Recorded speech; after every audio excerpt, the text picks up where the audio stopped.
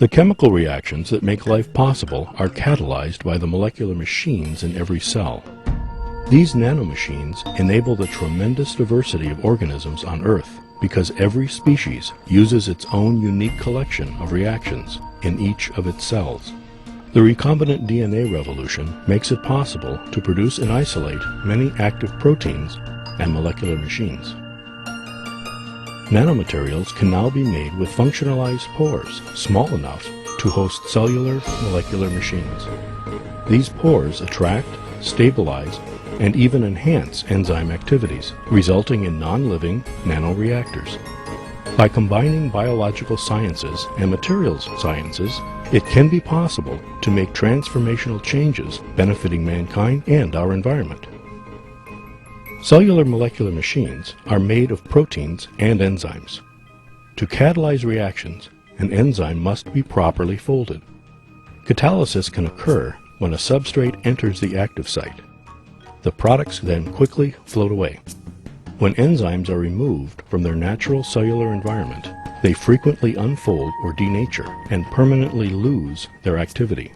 Consequently, some protein-based processes have proved uneconomical and inefficient.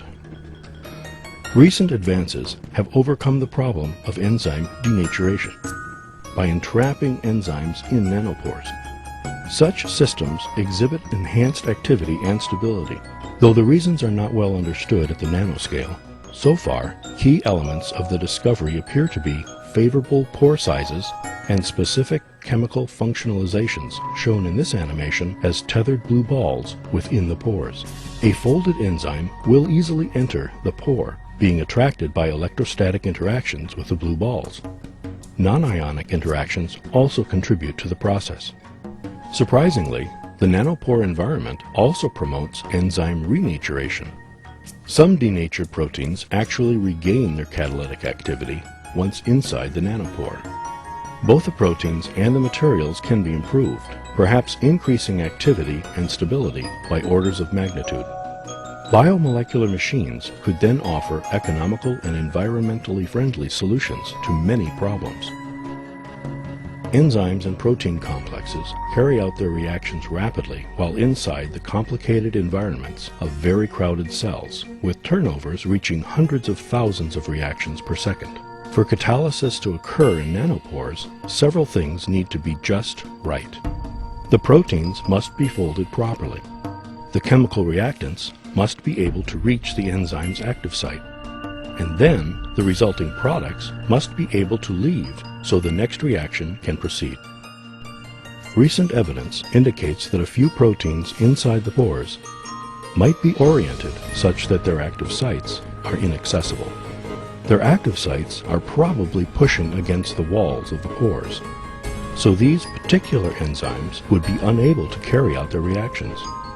In this case, reactants could move deeper into the pore until converted to product by a properly oriented protein. The end result would be highly concentrated and stabilized nanoreactors that can carry out a wide variety of useful processes. These reaction chambers could even exhibit enhanced activities and efficiencies compared to those occurring inside cells. Bio-nanotechnology could make valuable contributions to several major problems. For example, lignocellulose is a potential source of valuable small molecules. Unfortunately, this major component of plants is degraded by microbes and fungi very slowly. Degradation might be rapidly enhanced if the relevant molecular machines could work under the harsh conditions necessary to partially solubilize lignocellulose. Such conditions would kill living cells. And enzymes outside a nanopore would immediately unfold and become inactive. The enzymes in pores would retain their activity and could rapidly degrade the loosened lignocellulose. The resulting cellulosic feedstocks can then be used by microbes or even other immobilized molecular machines to produce feedstocks for conversion to butanol, ethanol, hydrogen, or other fuels and specialty chemicals. The general strategy for harnessing molecular machines starts by using information from the ever-expanding numbers of sequenced genomes. This valuable data is generated and made available by many organizations, especially the U.S. Department of Energy, whose Genomics GTL program increases scientific understanding of microbes. As the cost of sequencing DNA has fallen, the amount of accessible data has increased dramatically.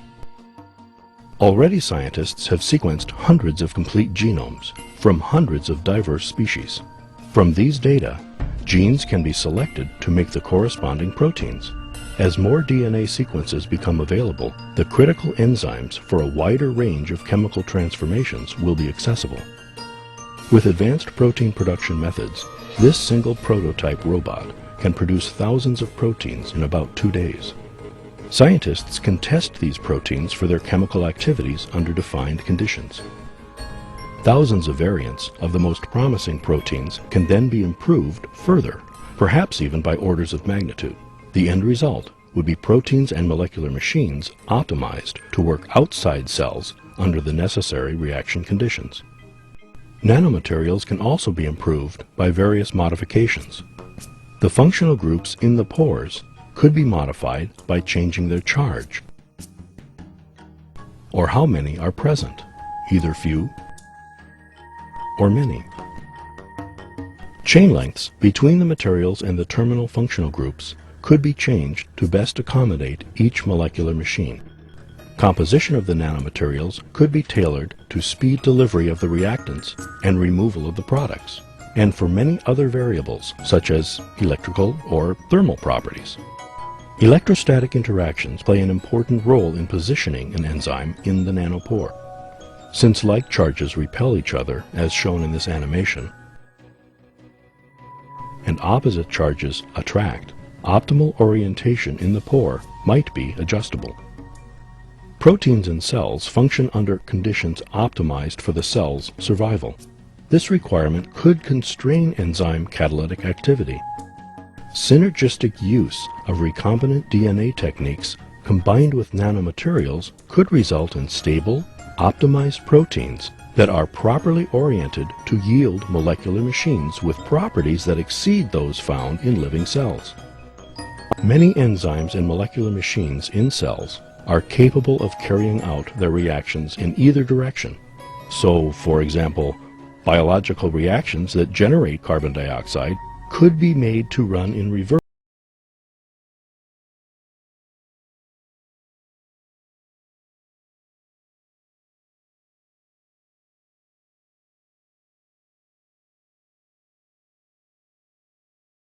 This would not be the case for properly immobilized molecular machines outside the cell. Robots could help produce enzymes optimized to run in the reverse direction under the desired reaction condition. Eventually, it should be possible to extract combinations of reaction pathways from many different species to carry out specific chemical transformations. These molecular machines would be optimized and stabilized in nanomaterials. The resulting bio-nanomaterials can be deployed at many scales, from components in tiny sensors to large-scale environmental remediation and energy production. The flexible approaches outlined here could develop new devices that perhaps now seem whimsical, but illustrate the tremendous potential for bio-nanomaterials and nanoreactors.